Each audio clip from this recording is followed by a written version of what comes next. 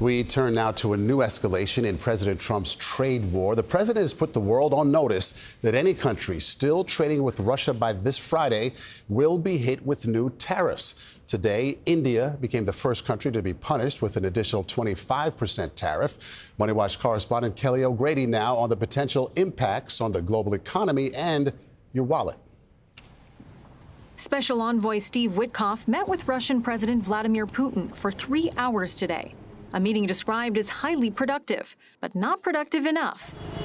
Shortly after, the White House slapped an additional 25% tariff on India for one reason, because India buys oil from Russia. How innovative is this use of a secondary tariff to provide economic coercion?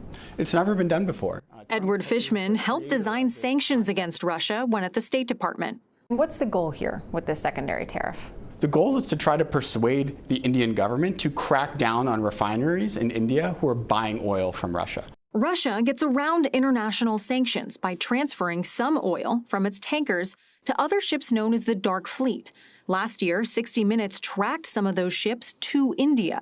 Russia took in nearly $200 billion last year in oil revenue. Money it uses to finance its more than 3-year-long war in Ukraine. Oil is the lifeblood of Russia's economy. Without oil revenues, Russia would have a very difficult time running its government, let alone financing a massive military invasion of Ukraine. Russia exports about 5 million barrels of oil each day, roughly 40% of which is sold to India. If India stops buying that oil, it would have to come from somewhere else, meaning global oil prices could go up. That means Americans may end up paying more at the pump. Why do you think President Trump is willing to choke Russia's energy revenue when the Biden administration wasn't? In 2022, you had oil prices above $100 a barrel and inflation in the United States at a 4-decade high. It was hovering around 7%.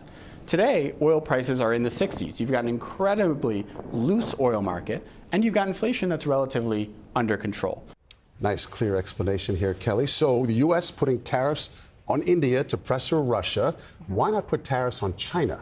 That is my big question, Maurice, right? I mean, China is a bigger buyer of oil from Russia than India is. But I will also note we do a lot more trade with China than we do with India. And any escalation with a secondary tariff could reignite a trade war. And we're expecting oil prices here to rise in the short term. Why would that be?